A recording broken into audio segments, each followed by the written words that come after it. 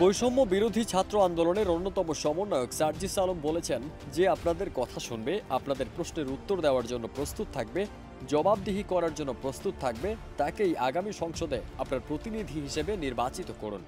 একটা জিনিস মনে রাখুন, দল আর মার্কা দেখার সময় শেষ, এখন সময় যোগ্যতা দেখার। যাকে আপনি খুঁজলেই পাবেন, যে আপনার জবাবদিহি করার জন্য প্রস্তুত থাকবে, তাকেই আগামী সংসদে আপনার প্রতিনিধি হিসেবে নির্বাচন করবেন। গত 13 সেপ্টেম্বর বিকেলে পঞ্চগড় মকবুলার রহমান সরকারি কলেজ মাঠে শহীদ পরিবারের সাথে সাক্ষাৎ, দুর্নীতি, চাঁদাবাজি ও সন্ত্রাসের বিরুদ্ধে ছাত্র নাগরিক মতবিনিময় সভায় তিনি এসব কথা বলেন। সার্জিস আলম বলেন, পঞ্চগড় 1 আসন দেশের 1 নম্বর আসন। পঞ্চগড় থেকে আগামীর রাজনীতিতে সামনে থেকে বসে থাকা ভাই বোনদের সংসদে পলিসি মেকিংয়ে দেখতে চাই।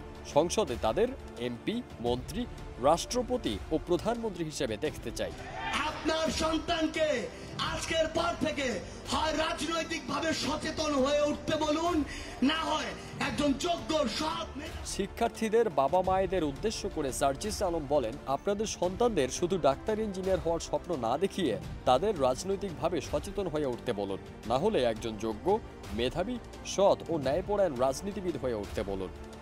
বৈষম্য বিরোধী ছাত্র আন্দোলনের অন্যতম এই সমন্বয়ক বলেন, হাজারো ছাত্র জনতা শহীদের বিনিময়ে যে স্বাধীনতা আমরা অর্জন করেছি, কোনো কালো শকুন যদি সেই স্বাধীনতাকে যে কোনো রূপে আঁকড়ে ধরার বা থাবা দেওয়ার চেষ্টা করে, তাহলে সেই শকুনকে উপড়ে ফেলতে হবে, ছিঁড়ে ফেলতে হবে।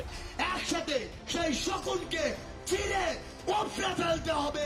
সীমান্ত হত্যার ব্যাপারে সার্জিস বলেন, বিভিন্ন সীমান্ত এলাকার মানুষকে বিএসএফ এর গুলিতে মরতে হয়। কোনো গুলির বিচার ফ্যাসিস্ট হাসিনা করতে পারেনি।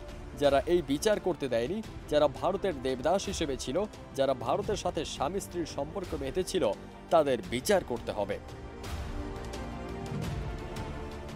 ফারদিন সানি, দেশ রূপান্তর।